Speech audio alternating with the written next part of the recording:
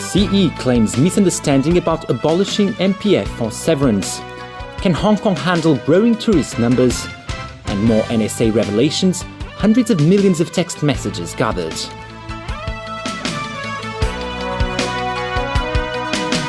Good evening.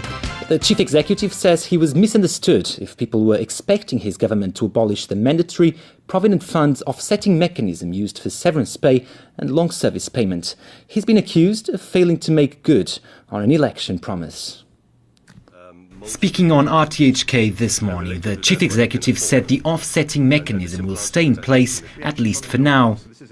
We are not going to go to a cliff and then just offset everything. Well, we have started the process of trying to strike a consensus between employers and employees in Hong Kong. We want to listen to employers and employees as to how we should do this progressively and how much of what can be offset against the MPF accumulated benefits. So people who have the impression that you're going to abolish this offset mechanism altogether, they've got it wrong. That's a misunderstanding. You're just going to reduce it. That's definitely a misunderstanding. The mechanism, which allows employers to offset severance and long service payments against their contributions to an employee's MPF, has long been a bone of contention between workers and employers. Secretary for Labour and Welfare Matthew Cheung today referred to the issue's long history to explain why the government needs to try and forge a consensus before introducing any changes.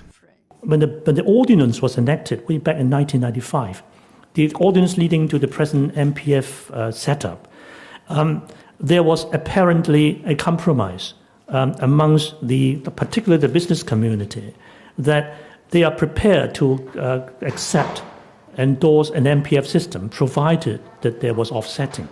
That's why this is issue of far-reaching implications, a complex issue, a cause for carefully handling. But the Labour side is not happy. The Federation of Trade Unions today expressed disappointment that the chief executive failed to unveil a detailed plan towards putting an end to the offsetting mechanism in his policy address on Wednesday. The FTU said it's losing hope that anything will be done to abolish it.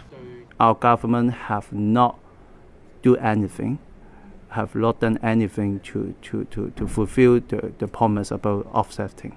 Gradually, we are losing our confidence because it's no time, it's too late to launch any legal procedure. Still, the legislator said he will raise the issue at next Wednesday's LegCo meeting. The Confederation of Trade Unions also criticised the CE for not addressing the issue in his policy address. Officials insist adequate support facilities will be in place for the chief executive's efforts to further develop Hong Kong. Evelyn Alone has that story. With tourism numbers continuing to rise, the government says the city needs to focus on building more hotels. But those in the tourism sector believe a lot more needs to be done. Diane To reports. Overseas now. In Thailand, dozens of people were hurt when an explosion rocked an anti-government protest march. Police say a grenade was thrown from a nearby building into the back of a truck being driven by demonstrators. They've been on a week-long protest in Bangkok, demanding the resignation of caretaker Prime Minister Yingluck Shinawatra. 36 people were wounded. Witnesses say the grenade landed just meters away from protest leader Suthep Thakksoban. He was not hurt and intends to continue the protest.